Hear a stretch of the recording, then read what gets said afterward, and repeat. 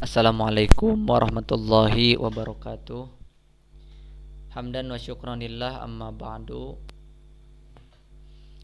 Dalam video kali ini insyaallah saya akan mencoba melihat corona dalam perspektif hadis Nabi Muhammad sallallahu alaihi wasallam.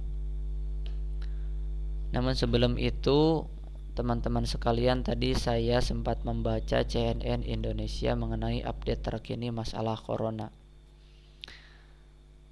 Di Indonesia tanggal 15 April 2020 orang yang positif terkena virus corona berjumlah 5.136. Adapun orang yang meninggal berjumlah 469. Angka yang sangat begitu besar. Mudah-mudahan virus ini segera berlalu.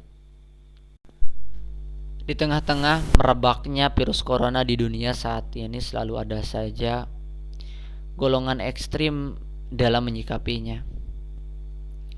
Dalam masalah ini saya membaca ada dua golongan yang salah dalam menyikapi COVID-19 ini. Pertama adalah orang yang berlebihan dalam mengantisipasinya sehingga menimbulkan kepanikan. Lalu yang kedua adalah orang yang berlebihan dalam meremehkannya sehingga menimbulkan bahaya bagi yang lainnya. Kedua-duanya harus kita jauhi karena memang pertama membahayakan diri sendiri dan membahayakan orang lain. Mengenai masalah kepanikan, Ibnu Sina pernah berkata, al-waspu nisfuddai, al-wahmu nisfuddai. Kepanikan adalah separuh penyakit. Wal itmi'nanu nisfud dawa. Ketenangan adalah separuh obat. Wasabru bidayatus sifa, dan kesabaran adalah permulaan kesembuhan. Oleh karena itu, kepanikan ini harus kita jauhi. Jangan sampai kita terjebak di dalam kepanikan, karena memang kepanikan itu tidak memberikan dampak positif sedikit pun. Yang ada hanyalah menimbulkan bahaya bagi diri kita sendiri. Lalu yang kedua adalah orang yang meremehkannya. Bahkan bahayanya itu lebih tinggi dari yang pertama, karena bukan hanya membahayakan diri sendiri tetapi membahayakan orang lain. Mungkin teman-teman semua sudah tahu bagaimana awal mula virus corona ini tiba di Indonesia. Bagi rakyat Indonesia pada mulanya corona ini hanya sebuah lelucon. Mana mungkin Indonesia terkena virus corona. Banyak dari kita yang meremehkan virus corona ini, sehingga pada akhirnya beginilah nasib Indonesia. Oleh karena itu kita jangan sampai terjebak kedua kalinya. Jadi sekali lagi, seharusnya bagi kita kewaspadaan perlu diutamakan. Namun demikian, beberapa orang menunjukkan keberanian di muka publik bahwa mereka tak takut virus apapun. Sebab yang ditakuti hanyalah Allah.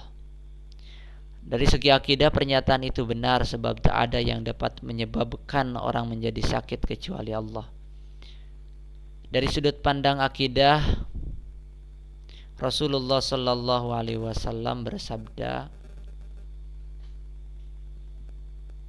la adwa wala soparo wala hammata. Tidak ada adwa, meyakini bahwa penyakit tersebar dengan sendirinya bukan karena takdir Allah. Dan tidak ada sopar, menjadikan bulan Safar sebagai bulan haram atau keramat. Dan tidak pula hammah. Hammah itu reinkarnasi atau ruh seseorang yang sudah meninggal menitis pada hewan. Lalu seorang Arabi Badawi berkata, "Pama balu ibili takunu fi romli ka'annaha doba'u." Wahai Rasulullah, lalu bagaimana dengan unta yang ada di padang pasir? Seakan-akan bagaikan gerombolan kijang. Saking hebatnya, saking bersihnya, saking sehatnya. Payati al-ba'iru al-ajrobu payadkhulu bainaha payuhrijuha payujribuha. Lalu tiba-tiba datang padanya unta berkudis dan bercampur baur dengannya sehingga menulari yang lainnya. Lalu Rasulullah sallallahu alaihi wasallam menjawab, "Paman a'dal awwala." Maka siapakah yang menulari yang pertama? Jadi jelas dalam masalah hakikat tidak boleh diragukan lagi. Tak ada yang dapat menyebabkan orang menjadi sakit kecuali Allah. Dan tidak ada yang menjadikan seorang sembuh kecuali Allah. Secara akidah memang benar, tetapi persoalan ini bukan hanya satu-satunya persoalan. Karena masih ada urusan yang patut kita laksanakan, yaitu urusan fikih. Dalam ranah fikih perlu diperhatikan usaha apa saja yang berdampak positif dan negatif. Yang tentunya usaha yang berdampak positif perlu dilakukan. Dan sebaliknya, sesuatu yang sifatnya negatif harus kita tinggalkan. Ini adalah kaidah universal yang harus dijadikan pedoman termasuk dalam menyikapi virus corona ini. Usaha positif yang diajarkan oleh Rasulullah dalam menyangkal penyebaran wabah virus corona ini setidaknya ada dua. Pertama adalah menjaga higienitas makanan. Memastikan makanan dan minuman selalu dalam kondisi higienis adalah langkah antisipasi yang penting untuk menangkal penyakit atau wabah. Ini adalah langkah yang seyogyanya dilakukan oleh setiap muslim dalam setiap harinya. Rasulullah sallallahu alaihi wasallam bersabda, "Tutuplah bejana-bejana dan ikatlah tempat-tempat minuman. Karena di suatu malam pada setiap tahunnya ada wabah, ada penyakit yang berbahaya yang akan jatuh ke dalam bejana dan ke tempat-tempat air yang tidak tertutup." Yang kedua yang diajarkan oleh Rasulullah dalam menangkal penyebaran wabah virus corona ini bukan hanya virus corona tetapi wabah-wabah yang lainnya. Mengisolasi area wabah apabila wabah sudah menyebar di suatu tempat. Maka isolasi adalah langkah yang diajarkan oleh Rasulullah sallallahu alaihi wasallam. Dalam hadis Bukhari dikatakan, "Ida sami'tum bit-ta'un bi'ardin fala tadkhuluha wa ida waqa'a bi'ardin wa antum biha fala tahruju minha." Apabila kalian mendengar wabah lepra di suatu negeri, maka janganlah kalian masuk ke dalamnya. Namun jika ia menjangkiti suatu negeri sementara kalian di dalamnya, maka janganlah kalian keluar dari negeri tersebut. Wabah lepra dalam hadis tersebut hanya sekedar contoh, sebab di masa lalu wabah yang populer dan memakan banyak korban jiwa adalah lepra. Pada waktu itu memang kejadiannya seperti itu. Sedangkan hukum isolasi itu sendiri berlaku bagi semua wabah termasuk corona. Isolasi ini dapat mencegah penyebaran wabah ke daerah yang lebih luas. Namun di satu sisi, isolasi ini akan menyebabkan penyebaran bagi yang ada di daerahnya. Maka dalam hal ini kemudian Rasulullah Shallallahu Alaihi Wasallam bersabda bahwa wabah tersebut akan menjadi siksaan bagi orang-orang yang tidak beriman, tetapi akan menjadi rahmat bagi orang-orang yang beriman. Bahkan Muslim yang terkena wabah dan bersabar dalam menghadapi wabah tersebut akan mendapatkan pahala mati syahid. An Aisyah radhiyallahu anha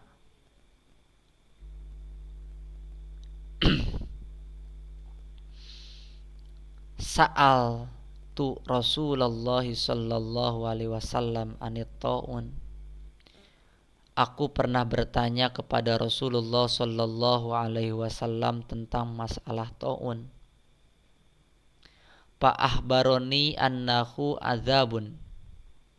Lalu beliau mengabarkan bahwa taun itu penyakit lepra atau pes atau penyakit sampar.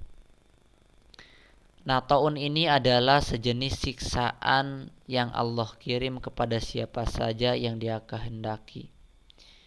Dan sesungguhnya Allah menjadikan hal itu sebagai rahmat bagi kaum muslimin, dan tidak ada seorang pun yang menderita taun lalu dia bertahan di tempat tinggalnya dengan sabar dan mengharapkan pahala dan mengetahui bahwa dia terkena musibah melainkan karena Allah telah mentakdirkan kepadanya, maka dia mendapatkan pahala seperti pahala orang yang mati syahid. Bahkan dalam hadis lain Rasulullah Shallallahu Alaihi Wasallam bersabda, ajaban li amril mu'minin, inna amrohu kullahu khairun, walaysa dalika syai'un illa lil mu'minin. Sungguh kagum bagi orang mukmin. Karena apa? Karena segala sesuatu bagi orang mukmin adalah keuntungan. Ketika ia terkena musibah, sobaro, maka bersabarlah, maka dengan sabar ia akan mendapatkan keuntungan, akan mendapatkan pahala. Dan ketika Allah Subhanahu wa taala memberikan karunia berupa nikmat lalu ia mensyukurinya, maka dengan jalan syukur tersebut akan menjadi keuntungan pula baginya. Maka dengan demikian sangat tidak tepat apabila ada seorang muslim yang meremehkan peredaran wabah atau justru melakukan hal-hal yang bertentangan dengan instruksi Rasulullah sallallahu alaihi wasallam tadi. Misalnya dengan menampakkan keberanian menolak tindakan isolasi wabah. Tindakan ini pada hakikatnya bukan keberanian tetapi kecerobohan yang menyebabkan bahaya bagi orang yang lain.